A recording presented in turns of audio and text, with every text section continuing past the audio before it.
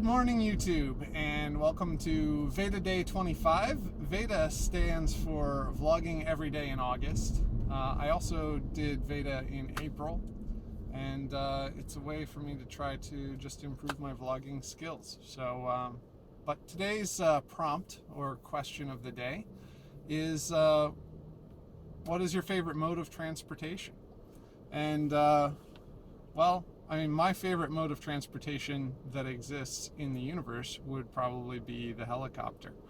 But as you see, I'm not driving a helicopter this morning. So I think there's a little bit more to that discussion than what my favorite is. They said, what is your preferred, I think was the actual prompt. So I'd say preferred is the car. And the reasons for that are that whenever I compare the car to other forms of transportation, what I find is that it's the most economical, both in terms of time and money. And I don't think that that is an overarchingly true statement. I mean, I think that for specific things, there are means of transportation that actually save more. And then also the viability of the car compared to other forms of transportation are largely dependent on political factors, because there are a lot of regulations that exist and those affect the costs of relative forms of transportation. So for example, one option that I've taken to work, which is the primary place I travel, I mostly, when I look at how many miles I travel, it's mostly been to and from work. I tend to travel by car, but I've taken a public transit bus.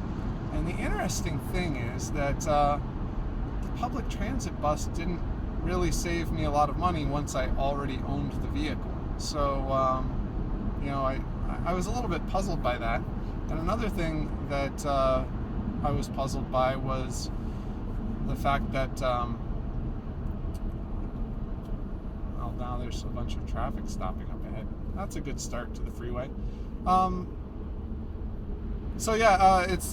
was surprised that the transit bus was heavily subsidized. Every ride was subsidized by the local taxpayers. I think last time I checked with the transit authority, they said, their spokesperson said it was 83% of every ride was, so 83 cents on the dollar, which I think it's $2 fare. So 83 cents times 2 of that is paid for by taxpayers. And I've used the bus frequently in other situations. When I went to college, I rode a service called the Campus Area Bus Service, CABS, and that was provided, with tuition to attend the school. The funds to operate it were provided through tuition. But the interesting thing was they didn't check for tickets, or they didn't have you scan a card or anything. It was just, the university I went to has a very large campus, and they try to have a very close relationship with the community. And one of the ways that they do that is they cover this whole geographic area with great public transit options, and then they make them available for free to the community. So any of you watching could travel to the Ohio State University campus here in Columbus, and if you want to go anywhere on campus or even around campus, you can just, if you see a CABS bus, you can just get on it and ride it anywhere throughout the network for free anytime, 24/7, 365 days a year. I think that, on holidays and stuff, they have weekend operations, but it's actually a more robust bus service than the public transit system here in Columbus, which turns into a pumpkin around midnight most nights. That, as a college student, that got me kind of thinking, is like, why don't they do that on a wider scale? Because it's already subsidized to the tune of 83%. See, I would rather have them either subsidize it fully and, with that pain get the benefit of a similar system to the CABS system at Ohio State, where anyone in the world may come and ride it for free. Just kind of treat it as like one of the perks for geographically being close enough to hop on the bus. And that, I think, would also, one of the reasons that people often advocate for public transit is that it helps the poor. But I've been told that there is no subsidy for the poor on public transit, aside from the 83% subsidy. If you don't have $2, you're not allowed to ride the bus, and that's $2 per trip. I believe transfers are free. But then the other downside of the public transit bus is that this drive to work, that even with heavy traffic, I think the stress of heavy traffic is largely a component of, how one conducts themselves within a heavy traffic environment. So I prefer to drive without heavy traffic, but, I allow a large amount of space between myself and the vehicle ahead, and I try not to, I signal all my turns and my intentions, and I'm courteous to other drivers. I try and let them, other drivers, if they're a good driver, then I want to encourage them to be good, so I want to let them go where they're trying to go. And if they're a sociopathic driver, even if I'm blocking them in some respect, they're probably just going to cut in front of me or do something aggressive or maybe even violent to get in front of me anyway, so it doesn't really matter. Just adjust my flow for the traffic. But anyway, these CODA buses, they just take a long time to get anywhere. The trip times that are estimated by like Google and Bing Maps for bus rides are at best comparable with riding a bicycle everywhere. And there's another thing that's a viable means of transportation. Ooh, I'm driving under the old freight yard. Now it's just 2 tracks, but it used to be a whole bunch of tracks. One of the things I'm trying to get going is I got a new job at a place that's very close to the bikeway, and I've purchased an electric bike. The interesting thing there, I think I mentioned a little bit in that saga earlier, they think they've isolated the problem, and essentially the manufacturer, which was Juiced Bikes, shipped the bike with a faulty chain, and it's a production issue apparently that they're aware of. And so what happened is the chain, in one of the links, the chain just didn't bend, which chains are supposed to bend to go around the cogs. And so the result of having it not bending as well as it should in one place was that it would skip. So you'd like pedal it and it would just kind of like lurch about once per time the chain went around the cog system.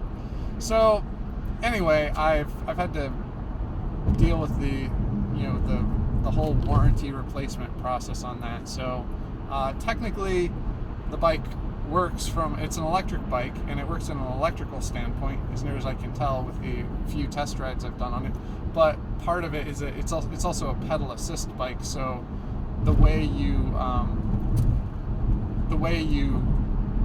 generally set the throttle is by pedaling. So the harder you pedal, the more assistance it gives you.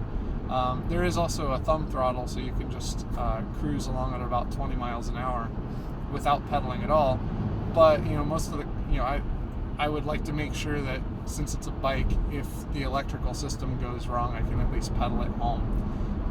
And right now, it would be a long ride doing it the way that it's with the chain skipping every pedal stroke.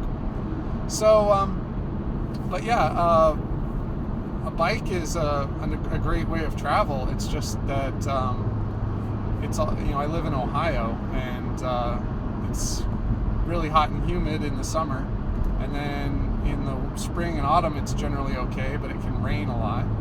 So I got a rain suit so that I can ride with that and not get to work all wet.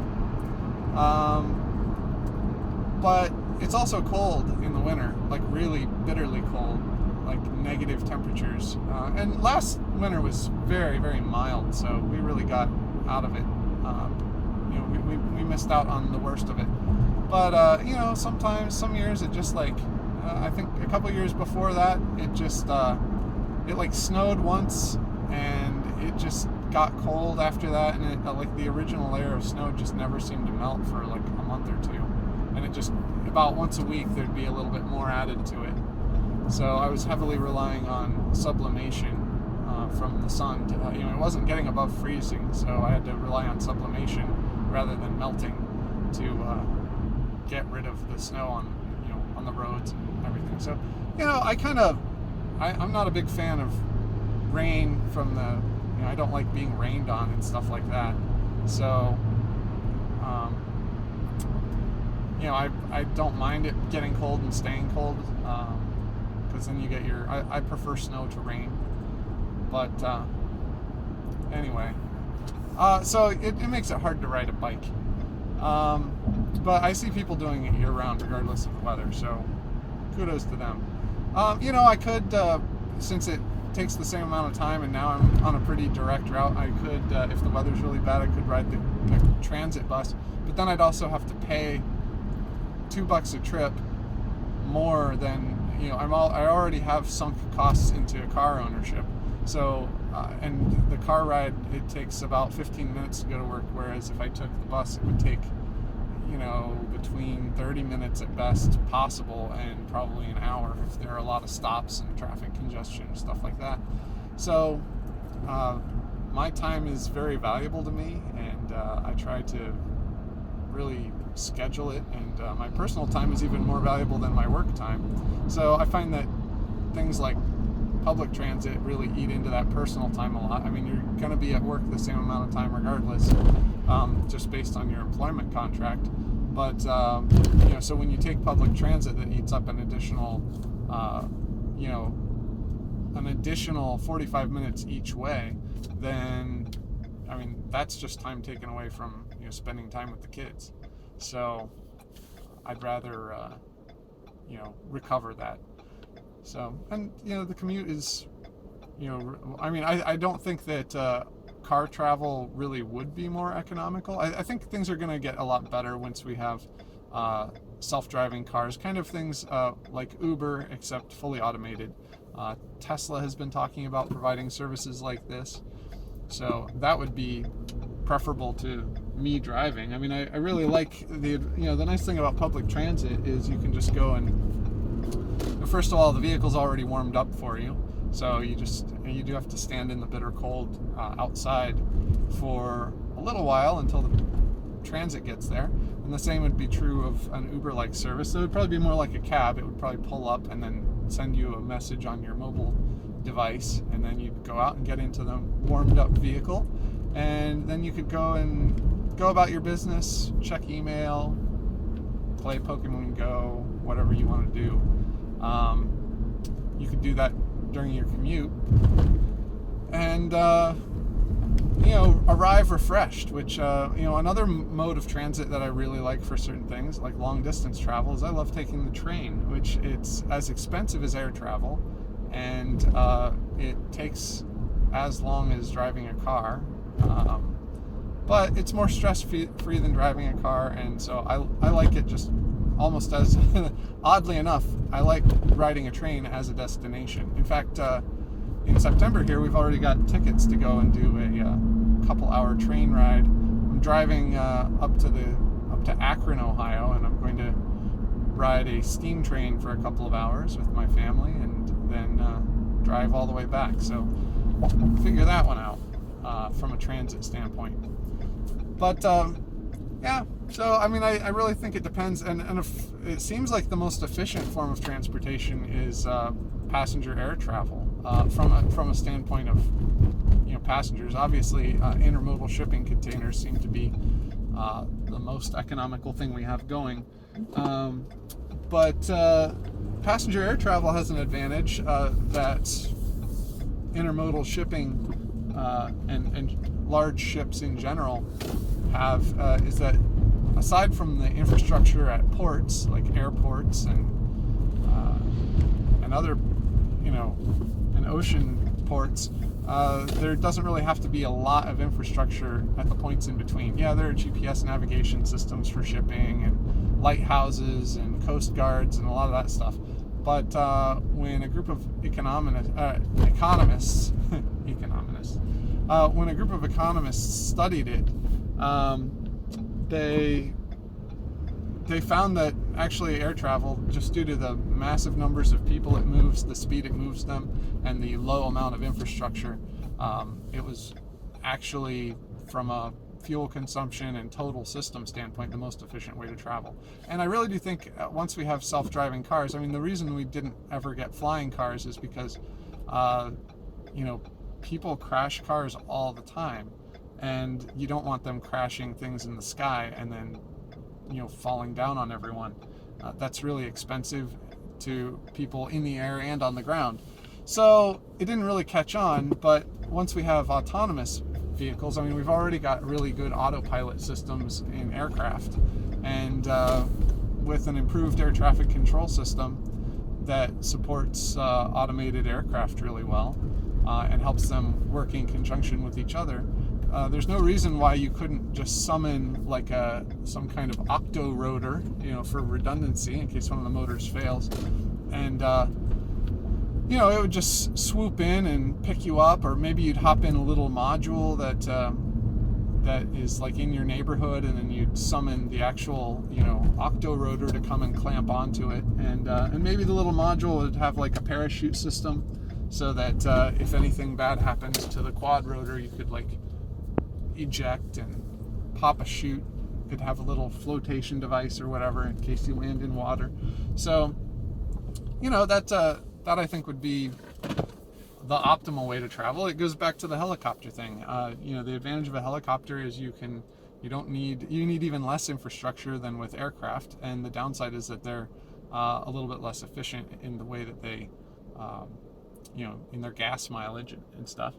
But yeah, if you could just, I think in the future, once we have computers driving them, and once we've got some of the safety issues worked out, you'll just summon some kind of air vehicle that will pick you up either alone, or probably, pick up a group of people who want to go to the same place, and then you'll all fly there together, and that includes going to work every day. Though, it might make sense to to use that as like a feeder technology to take people to some kind of high speed, probably air transportation, since it doesn't. So you might have like neighborhood helicopters that whisk you to like the neighborhood airport that has essentially sky buses, which are like the big planes we have. They're probably going to be short takeoff capable, so you don't have to have a big long runway. They might even be vertical takeoff, they've done some Osprey-like cargo planes. So the Osprey planes, they have rotors that point up and they take off like a helicopter, but then they convert into an airplane for efficiencies of high-speed, long-duration flights. They can even do mid-air refueling and stuff like that. So, yeah, I really think, it's one of those things. As I think I may have said before in one of my earlier vlogs, and I say it all the time in person, to see what the future is going to be like, you need only look at what the extremely wealthy people do. And that's what you have when you have people like Donald Trump or the President of the United States or other wealthy executives. They have helicopters take them from wherever they're going to the nearest airport, and then they have aircraft that take them longer distances at greater efficiencies and in greater comfort. So I think that pretty much sums it up. I like helicopters. They're not quite there yet, so I don't use them very much. Drones and automated flight have great promise, and I think we're going to see them sooner rather than later. But for the time being, I'm stuck with cars and trains and bikes and public transit, and I hope to start the bike thing soon, but trying to work out some kinks in a very literal sense. So anyway, I hope to have an addendum. Actually, I'm supposed to get the chain's supposed to be fixed. It was supposed to be fixed yesterday. The chain arrived yesterday, the replacement, and I'm supposed to have that fixed hopefully today. And so hopefully when I get home from work, it'll all be repaired and I'll be able to go on I want to do a test ride where I ride from my house all the way to work and just kind of take note of any of the issues I might see along the way. So anyway, it's time for me to go to work. I think it took me about 15 minutes to get here. You can run the stopwatch on the video if you want. And I beat the heck out of public transit, but I probably would have been here in 5 minutes via some kind of helicopter. So anyway, be sure to like this video if you enjoyed my thoughts on it, and of course share comments if you have them. I mean, if you disagree or if you agree, or if you what do you think it would be like to ride in a to summon a helicopter like a rich person does today, and also not have to worry about, I mean, you would subscribe to the service too, so you'd just you'd have like a small fee, kind of like probably less than what you pay right now to have a car available to you, and you'd pay this small fee, and you'd have a service kind of like Uber, and they would just come and pick you up. So it wouldn't be the hassle of buying an airplane ticket. On a lot of these things, you'd also be traveling alone, so you don't pose a threat to other passengers, so you wouldn't have the hassles of security so much. So anyway, yeah, let me know what you think about that kind of future, and how soon you think it is going to happen, and also what you think the obstacles are. We talked a little bit about regulation. So anyway, like, comment, and subscribe, and I'll see you tomorrow.